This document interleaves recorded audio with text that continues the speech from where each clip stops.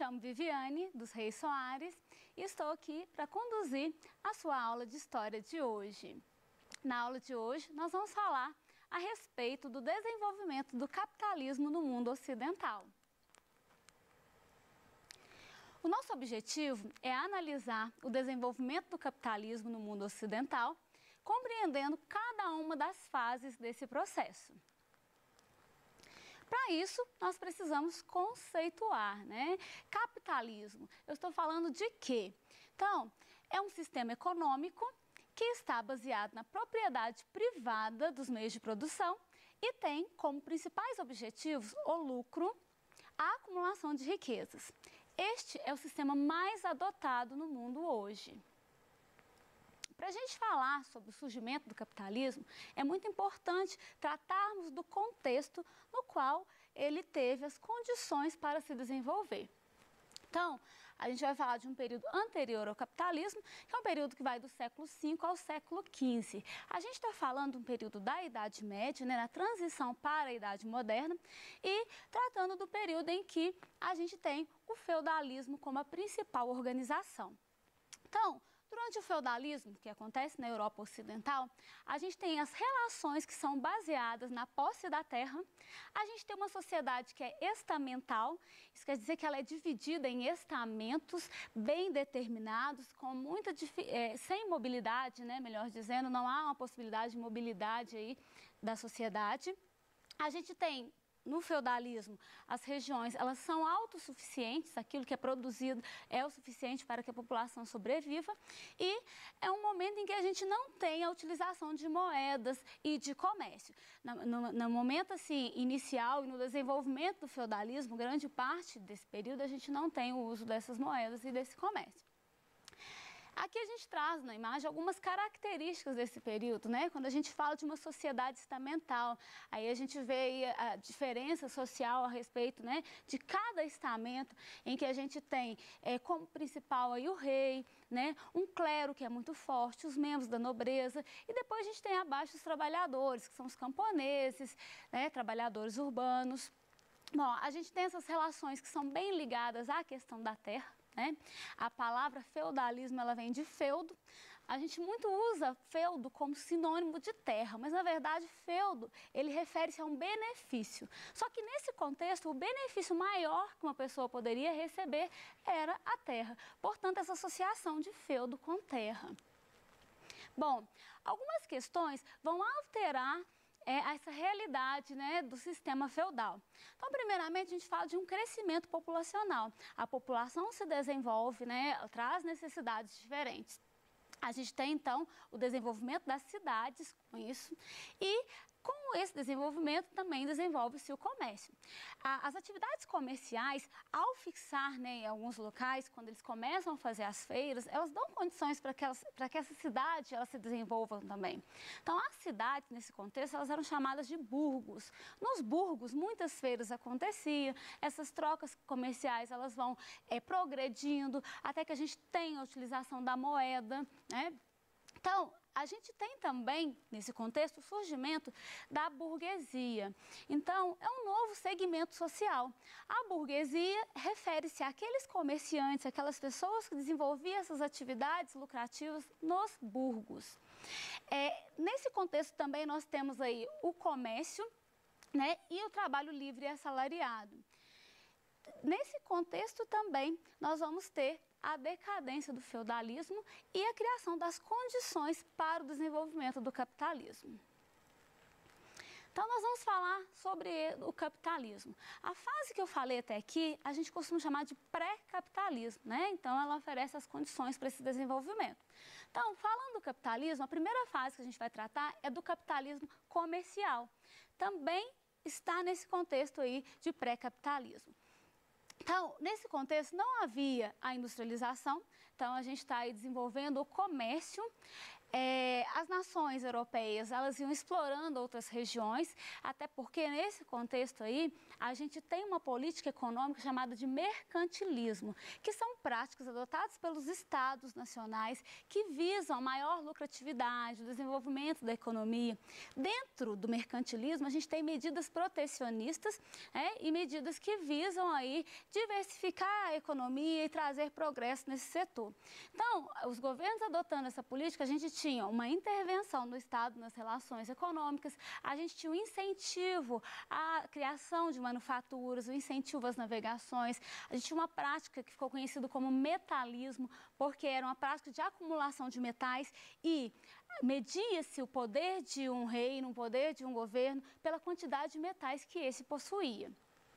Esses países, então, com essa prática do mercantilismo, eles buscavam cada vez mais enriquecer, cada vez aumentar os seus recursos econômicos. E com isso, a gente vai ter um grande desenvolvimento do comércio e entender como as grandes navegações também permitem esse desenvolvimento, a busca de mais produtos para comercializar, né? O encontro de regiões, aí a gente tem aí um contato do mundo ocidental com o mundo oriental.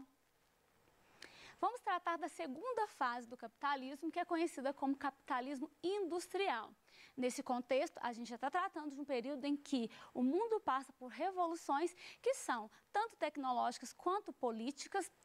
Essas revoluções, a gente tem como exemplo a Revolução Industrial, a gente tem a Revolução Francesa, né? A Revolução Industrial, ela permite esse desenvolvimento tecnológico. A Revolução Francesa, como outras que acontecem nesse período, ela vem trazer à tona questões sociais, a luta por direitos aí, né?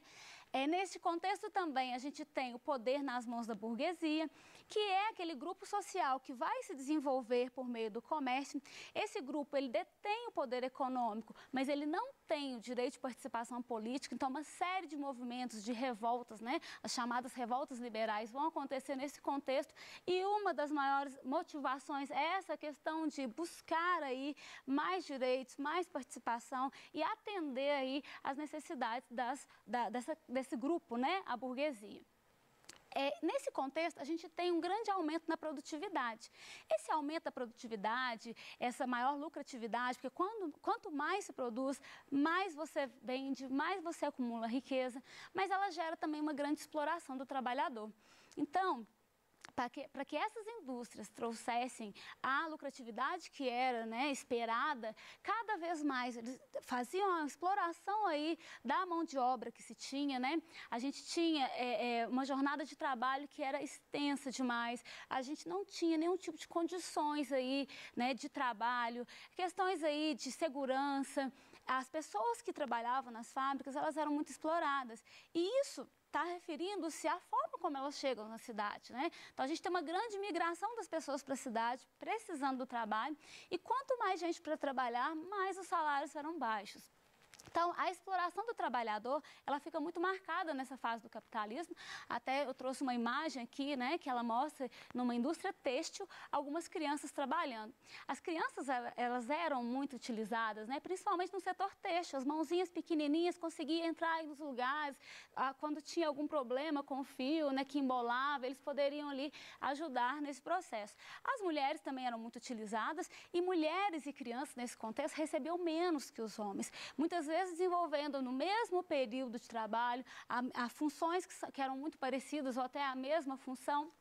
Então, a gente tem um crescimento tecnológico, mas a gente tem também uma grande exploração do trabalhador. Para a terceira fase aí do capitalismo, né, a gente classifica como capitalismo financeiro. Nesse contexto aí, a gente fala do final da Segunda Guerra Mundial, em que vão surgir empresas multinacionais e transnacionais. A gente tem as questões relacionadas à bolsa de valores, à compra de ação, de investimento, de especulação, muito presente, né? Então, bancos e empresas, eles se unem, objetivando maior lucratividade, né? A gente vai ter as práticas monopolistas, que são alguns grupos que querem monopolizar, controlar aí algumas atividades do setor econômico. E a gente vai ter a questão da concorrência, né? Da evolução aí, do desenvolvimento desse capitalismo, né? De maneira geral. Nesse contexto de desenvolvimento do capitalismo, a gente também tem uma importante crise aí na história do desenvolvimento desse sistema econômico, que é a crise de 1929. Essa crise ela acontece nos Estados Unidos. Ela refere-se às consequências aí das políticas liberais adotadas, né? O desenvolvimento do capitalismo, ele traz também, junto com o movimento liberal que o mundo passa, a defesa aí, né, da não intervenção do Estado na economia, né? A crença aí que foi divulgada, propagada, né, refletida por Adam Smith, que vai falar, né, que o Estado ele não deveria intervir porque o capitalismo ele se autorregularia. Só que em 1929 a gente vê que essas práticas liberais elas vão ser colocadas em questão. Por quê? Como a gente passa a ter um modelo econômico que é muito interligado, uma crise que acomete uma região, ela vai trazer sérias consequências para o mundo como um todo. A crise de 29, ela vai acontecer devido à superprodução nos Estados Unidos. Então, a gente fala de um contexto posterior à Primeira Guerra Mundial, em que o aumento do mercado consumidor fez com que houvesse um investimento muito maior na produção estadunidense. Esse investimento ele faz com que as empresas cresçam e as suas ações elas passam a ser negociadas na Bolsa de Valores e são vistas aí como uma forma de enriquecer. Neste contexto, o próprio governo, ele incentivou aí os empréstimos para que as pessoas pudessem, né, desenvolver atividades econômicas. Então, eram empréstimos que eram feitos com condições mais facilitadas. Então, muitas pessoas faziam empréstimos, compravam aí ações nas bolsas de valores. E o que acontece é que quando o mundo se restabelece, ele tem aí uma produção restabelecida, principalmente os países que tinham passado pela guerra, o número de importações dos produtos estadunidenses cai. E com isso, as fábricas elas vão começar a ter um grande excedente de produção. Então, a falta de mercado consumidor faz com que essa produção estocada gere aí grandes prejuízos para essas fábricas. Muitas delas vão ter problemas econômicos e, consequentemente, as suas ações na Bolsa de Valores também caem. No momento em que as ações começam a cair, o que vai acontecer? Muitos dos acionistas eles vão tentar vender as suas ações. Então, todo mundo tenta vender as ações ao mesmo tempo. Isso faz com que o preço delas comece a despencar e essa queda, ela vai fazer, né, com que as ações sejam desvalorizadas e haja aí esse desejo de vender, de se desfazer dessas ações. Imediatamente, como a gente tem um mercado interligado, investidores vão retirando seus investimentos também, né, com medo de perder aí o investimento feito. O que acontece? Muitas das pessoas que compravam ações, que vislumbravam aí ganhar muito, elas investiam tudo que tinham. Tinha pessoas que vendiam uma casa, tinha pessoas que usavam o recurso que tinha nesse desejo de crescer, né, de fazer com que as suas rendas multiplicassem. Então, quando há a queda no preço das ações, aquele documento que referia-se a uma ação na Bolsa de Valores, ele passou a ser um simples papel, ele não valia nada, né?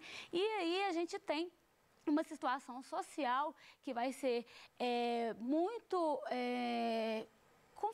conflituosa, né? A gente vai dizer assim, muito desfavorecida. Vamos pensar, a população, ela passa por questões aí que estão ligadas a essa quebra da Bolsa de Valores, que estão ligadas da perda que eles têm, tanto os investidores quanto a população que não tinha investimentos, mas que tinha seus empregos, que trabalhavam nas fábricas, que ficaram desempregadas, que passaram a não ter um salário e por isso também, né, a ter péssimas condições de vida. Então, a gente vai ter uma busca por parte do Estado de recuperar essa economia. É um período em que a gente vai passar a ter a intervenção do Estado novamente, né? Mas é uma intervenção que ela é justificada. A gente está falando de usar o modelo keynesiano, que vai falar que o Estado ele precisa intervir para evitar uma crise, então em momentos específicos. Isso permitiu que houvesse um desenvolvimento da economia novamente. Em 2008, teve uma crise parecida com a crise de 1929, também ligada à especulação, também iniciada nos Estados Unidos, cujos efeitos não foram tão agravados como em 1929. A partir do tempo, a gente tem aí um fortalecimento da economia novamente. A partir de 1980, a gente tem o retorno ao Estado mínimo, né? Que é esse modelo aí em que não há uma intervenção do Estado, em que há uma alta regulamentação do mercado. Tratando também, né, dessa consolidação do capitalismo, é muito importante a gente falar sobre a Guerra Fria. Porque a Guerra Fria, ela traz aí um embate entre dois sistemas, né, em que o capitalismo ele acaba se destacando, mas que gera também uma série de transformações no período em que esse embate acontece.